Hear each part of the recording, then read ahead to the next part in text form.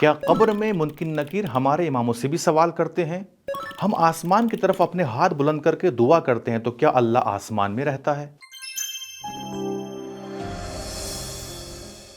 اعوذ باللہ من الشیطان الرجیم، بسم اللہ الرحمن الرحیم۔ قال اللہ تبارک و تعالی فی القرآن المجید وبشر عباد الذین یستمعون القول فیتبعون احسنہ۔ خداوند عالم قرآن مجید میں ارشاد فرما رہا ہے کہ اے رسول، آپ ہمارے ان بندوں کو بشارت دے دیجئے جو ساری باتوں کو سنتے تو ہیں مگر ان باتوں میں سے اچھے قول کو اپناتے ہیں۔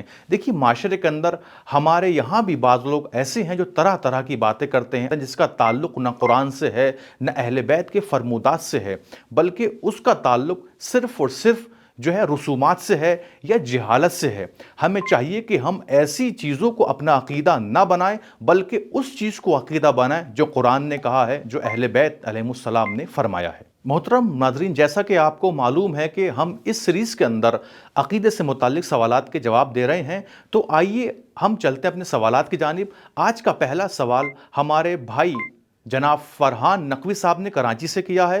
آئیے دیکھتے ہیں کہ وہ کیا سوال کر رہے ہیں۔ السلام علیکم، میں ہوں فرحان نقوی کراچی سے۔ میرا فجر میڈیا سے سوال ہے کہ انسان کا جب انتقال ہو جاتا ہے تو قبر میں منکر نکیر جو ہیں وہ سوالات کرتے ہیں، تو کیا ائمہ معصومین علیہ السلام سے، اہل بیت علیہ السلام سے بھی سوالات کیے ہوں گے یا ان سے بھی سوالات کیے جائیں گے؟ تو اس کا آپ مجھے جواب دے دیجیے گا، بہت بہت شکریہ۔ اس سوال کا جواب دیا ہے عالی جناب مولانا سید ہادی حسن صاحب نے کناڈا سے۔ وعلیکم السلام ورحمۃ اللہ وبرکاتہ۔ سب سے پہلے تو یہ طے ہونا چاہیے کہ قبر میں کس نوعیت کے سوالات ہوں گے۔ قبر میں جو سوالات ہوں گے وہ کم و بیش بلکہ تقریباً سارے تلقین میں موجود ہیں، یعنی ہمارے بیسک عقائد سے متعلق قبر میں سوالات ہوں گے۔ البتہ جواب وہی دے پائیں گے جنہوں نے ان عقائد حقہ کو اپنی زبان سے اپنے دل میں اتارا ہو اور اپنے عمل سے اظہار کیا ہو۔ دوسرا پوائنٹ یہ ہے کہ کیا معصومین علیہ السلام سے بھی یہ سوالات ہوں گے؟ تو معصومین علیہ السلام سے ان سوالات کا کوئی تک نہیں بنتا، اس لیے کہ معصومین علیہ السلام کے ذریعے ہی ہم نے توحید اور اللہ کی دیگر صفات کو سمجھا ہے۔ معصومین علیہ السلام کے ذریعے ہی ہم نے نبی اور نبوت کے اوصاف اور انبیاء کے کمالات کو جانا ہے۔ معصومین علیہ السلام کے ذریعے ہی ہم نے قیامت اور قیامت کی تفصیلات کا علم حاصل کیا ہے۔ تو وہ روح عقائد ہے، روح توحید، روح نبوت، روح معاد، تو پھر ان سے اس قسم کے سوالات کا کوئی موقع اور محل نہیں بنتا۔ اور دوسری بات یہ کہ امام حجت خدا ہے۔ حجت خدا کا مطلب یہ ہوتا ہے کہ پوری کائنات پر اتھارٹی رکھتا ہے، تو فرشتے سے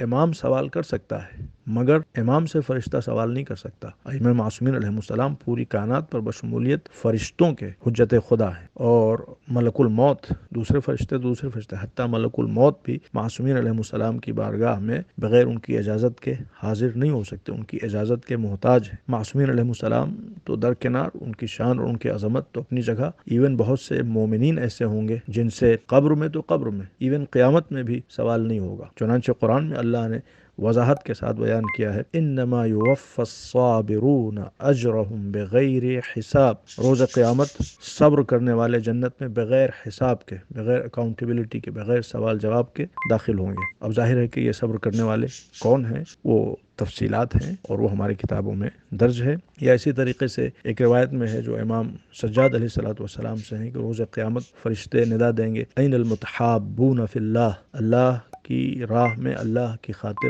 محبت کرنے والے کہاں ہیں؟ تو لوگوں کا ایک گروہ کھڑا ہوگا اور وہ جنت کی طرف روانہ ہوں گے، تو فرشتے پوچھیں گے کہ تم متحابون فی اللہ ہو؟ تو وہ کہیں گے ہاں۔ وہ کہیں گے کہ نشانی کیا ہے؟ تو کہیں گے ہم نے دنیا میں جس سے بھی پیار کیا صرف اللہ کی خاطر، جس سے بھی بغض کیا صرف اللہ کی خاطر۔ تو فرشتے کہیں گے کہ ہاں، تم ہی متحابون فی اللہ ہو اور جنت میں داخل ہو جاؤ بغیر حساب و کتاب کے۔ یا اگر اس سے بھی زیادہ واضح چیز ہم دیکھنا چاہیں تو ہماری کتاب الکافی شریف جلد نمبر 5 صفحہ نمبر 54 پر یہ روایت درج ہے امام جعفر صادق علیہ السلام سے کہ انہوں نے فرمایا کہ حضور صلی اللہ علیہ وسلم سے پوچھا گیا، ما بال الشہید لا یفتن فی قبرہ، شہید راہ خدا سے قبر میں سوال و جواب کیوں نہیں ہوگا؟ قبر کی سختیاں، قبر کی مصیبتیں ان سے وہ بالا تر کیوں ہے؟ تو حضور نے فرمایا، کفا بالبارقۃ فوق رأسہ فتنۃ، اس کے سر پر جو تلوار لگی وہی اس کے حساب و کتاب کے لیے، سوال و جواب کے لیے، آزمائش اور امتحان کے لیے کافی ہے۔ اور یہ روایت صرف ہماری کتابوں میں نہیں ہے، اہل سنت کی کتابوں میں بھی ہے، من جملہ سنن نسائی حدیث نمبر 2000 52۔ اور یہ روایت ظاہر سی بات ہے ان کے ہاں ان کے اپنے راویوں سے ہے، امام جعفر صادق علیہ الصلوۃ والسلام سے نہیں ہے، مگر ہمارے یہاں یہ روایت الکافی میں موجود ہے۔ والسلام علیکم ورحمۃ اللہ۔ دوسرا سوال جناب احمد عسکری صاحب لکھنؤ سے کرتے ہیں۔ السلام علیکم ورحمۃ اللہ وبرکاتہ۔ میرا سوال ہے کہ اگر خدا ہے تو کہاں ہے، اور ہم کیوں آسمان کی طرف ہاتھ اٹھا کر کے دعا کرتے ہیں؟ آئیے دیکھتے ہیں ہمارے سوال کا جواب عالی جناب مولانا سراج حسین صاحب نے کیا دیا ہے۔ بسم اللہ الرحمن الرحیم۔ یہ سوال اللہ کے بارے میں نہیں کیا جا سکتا، کیوں؟ اس لیے کہ اس طریقے کے سارے سوالات وہاں ہوتے ہیں جہاں جسم اور جسمانیت پائی جاتی ہو۔ اگر کسی کے جسم ہے تو ہم کہہ سکتے ہیں کہ یہ کہاں پر ہے، اس کے بارے میں ہم کہہ سکتے ہیں کہ یہ دکھائی کیوں نہیں دے رہا ہے، لیکن جہاں کے اوپر جسم نہ ہو وہاں کے اوپر ہم یہ نہیں کہہ سکتے کہ یہ چیز کہاں ہے یا دکھائی کیوں نہیں دے رہی۔ اللہ کے پاس چونکہ جسم نہیں ہے لہٰذا اس کے بارے میں ہم یہ سوال نہیں کر سکتے، اس لیے کہ جیسے ہی ہم اس کو کہیں گے کہ جسم ہے فوراً وہ ایک جگہ کے اندر سما جائے گا، محدود ہو جائے گا۔ اور اب یہ سوال کہ اللہ تو یہ بات جو کہی جاتی ہے کہ اللہ تو ہر جگہ موجود ہے، اس کا مطلب یہ نہیں ہے کہ وہ اپنے جسم کے ذریعے سے موجود ہے، بلکہ اس کا مطلب یہ ہوتا ہے کہ وہ اپنے علم اور اپنی قدرت کے ذریعے سے ہر جگہ موجود ہے۔ تو یہ بات کلیئر ہو گئی کہ اللہ تعالیٰ چونکہ جسم نہیں رکھتا لہٰذا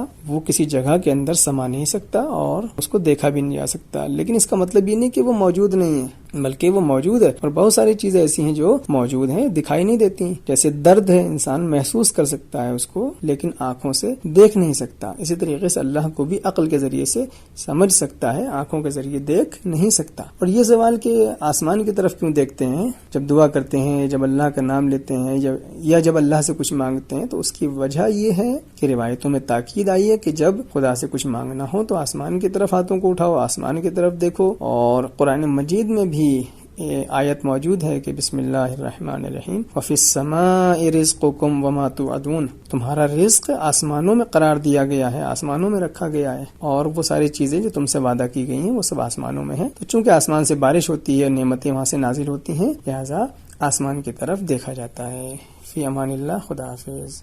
اس کے علاوہ ہمارے ائمہ علیہ السلام سے بہت ساری روایات ہیں۔ امام علی علیہ الصلوۃ والسلام نے ارشاد فرمایا کہ جب آپ نماز سے فارغ ہو جائیں تو اپنے ہاتھوں کو آسمان کی طرف بلند کر کے دعا مانگے۔ تو ہمارے امام سے سوال ہوا، یا امام یہ بتائیے کہ اللہ ہر جگہ موجود نہیں ہے؟ تو امام نے فرمایا کہ اللہ ہر جگہ موجود ہے۔ تو پھر اس نے سوال کیا کہ پھر کیوں ہم آسمان کی طرف اپنے ہاتھ بلند کر کے اللہ سے دعا مانگتے ہیں؟ تو امام علیہ الصلوۃ والسلام نے ارشاد فرمایا کہ تو نے قرآن کو نہیں پڑھا ہے؟ اللہ نے قرآن مجید میں ارشاد فرمایا وَفِي السَّمَاءِ رِزْقُكُمْ، اور آسمان میں آپ کے لیے رزق ہے۔ اور آسمان کی طرف ہاتھوں کو بلند کر کے دعا کرنا سنت نبوی میں پایا جاتا ہے اور سیرت اہل بیت علیہ السلام میں پایا جاتا ہے، اور خضوع اور خشوع کی علامت بھی ہے۔ اگلا سوال کیا جناب لیاقت صاحب نے کرگل سے، وہ سوال کرتے ہیں جب جناب آدم جنت میں رہ کر گناہ کر سکتے ہیں تو کیا جب ہم جنت میں جائیں گے تو کیا ہم بھی گناہ کر سکیں گے؟ اس سوال کا جواب دیا ہے عالی جناب مولانا فیاض محسن صاحب۔ اس سوال کے جواب میں سب سے پہلی بات تو یہ ہے کہ اگرچہ عصمت انبیاء اور ائمہ علیہ السلام کے سلسلے میں مختلف نظریات پائے جاتے ہیں، لیکن شیعوں کا متفق علیہ نظریہ یہی ہے کہ تمام انبیاء اور تمام ائمہ معصومین علیہ السلام یہ سب کے سب معصوم ہیں، لہذا حضرت آدم علیہ السلام بھی معصوم ہیں، اور معصوم جان بوجھ کر کے یا غلطی سے، جسے ہمدن یا سہون کہا جاتا ہے، گناہ کا مرتکب نہیں ہوتا ہے۔ اگر معصوم گناہ کا مرتکب ہوگا تو بندوں کے لیے نمونہ عمل نہیں ہو سکتا ہے، ورنہ اگر پروردگار عالم خدا نخواستہ اس طرح کے شخص کو جو خود خدا نخواستہ نعوذ باللہ نستجیر باللہ گناہ کا مرتکب ہو، اس کو کس طرح سے لوگوں کے لیے نمونہ عمل اور آئیڈیل قرار دے گا؟ اگر اس طرح کا کام خداوند عالم انجام دے گا تو اس کی حکمت زیر سوال آ جائے گی کہ نعوذ باللہ خدا خود اس چیز کو نہیں سمجھ سکا کہ کس کو لوگوں کے لیے آئیڈیل اور نمونہ عمل بنانا ہے، کس کو نہیں بنانا ہے۔ خود عصیان کے سلسلے میں بہت مفصل بحث ہے، جناب آدم نے گناہ کیا تھا یا ترک اولا ہوا تھا، یہ مفصل بحث ہے، ٹائم چاہیے اس کے لیے۔ لیکن یہ بات جو کہی گئی ہے کہ جنت میں پھر ہم گناہ کر سکتے ہیں، تو یہ ہمیشہ یاد رکھیے کہ جنت میں گناہ نہیں کی جا سکتی۔ وجہ کیا ہے؟ کیونکہ جنت جو ہے وہ گناہ کرنے والی جگہ نہیں ہے، بلکہ جنت جزا اور انعام کی جگہ ہے۔ انسان کو انعام، پرائز، جزا کب ملتی ہے؟ جب وہ کچھ اچھا عمل انجام دے، جو کہا گیا ہے اگر وہ اس نے انجام دیا، کوالیفائی کر لیتا ہے، تب اس کو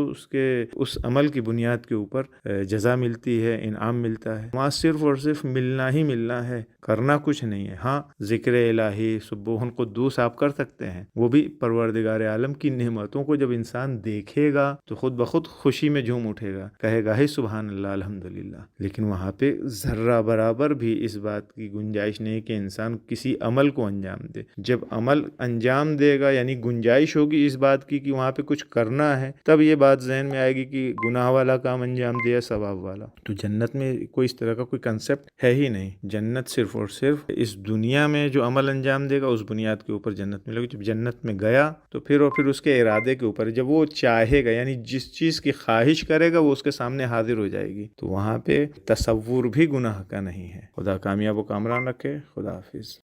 محترم ناظرین، انسان جو گناہ کرتا ہے تو وہ اپنی خواہشات نفس کی بنا پہ کرتا ہے، کیونکہ اس کی وہ چیز پوری نہیں ہو پاتی جو وہ چاہتا ہے۔ لیکن جنت میں جیسی وہ کسی چیز کا ارادہ کرے گا تو اللہ تعالیٰ اس کے لیے وہ چیز فراہم کر دے گا، تو پھر انسان وہاں پر گناہ نہیں کرے گا۔ ہمارے آج کے ایپیسوڈ میں جو سوال ہے وہ روح سے متعلق ہے، آئیے سنتے ہیں اور دیکھتے ہیں اس سوال کو۔ السلام علیکم، میں شہباز حسین کراچی سے۔ میرا فجر ٹی وی سے سوال ہے کہ کیا مرنے کے بعد تو روح آزاد ہو جاتی ہے؟ اور اس سوال کا جواب دے رہے ہیں علی جناب مولانا سید جعفر صاحب فیض آباد سے۔ علیکم السلام ورحمۃ اللہ۔ مرنے کے بعد انسان کی روح یا نعمتوں سے مالا مال ہوتی ہے یا اس کے اوپر عذاب کی منزلت ہوتی ہے، لہذا دونوں کا مسئلہ یہی ہے کہ روح مرنے کے بعد آزاد نہیں ہو سکتی۔ اس کا حساب و کتاب ہے یا وادی السلام میں یا وادی البرحوت میں۔ دو حال سے خالی مومن ہے تو وادی السلام میں، کافر ہے تو وادی البرحوت اس کی روح رہتی ہے، اور جسم پر بھی عذاب ہوتا رہتا ہے۔ گویا مرنے کے بعد بھی آزاد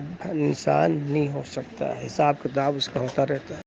محترم ناظرین، یہ تھے آج کے ہمارے ایپیسوڈ کے سوالات اور ان کے جوابات۔ اگر آپ کے ذہن میں بھی کوئی سوال عقیدے سے متعلق آتا ہے تو فجر میڈیا کی ٹیم تک ضرور پہنچائیں تاکہ ہم ان سوالوں کے جوابات آپ تک پہنچا سکیں۔ ہم حاضر ہوتے ہیں اگلے ایپیسوڈ میں ان سوالات کے ساتھ کہ قبر میں تلقین پڑھتے وقت مردے کے کاندھوں کیوں ہلایا جاتا ہے؟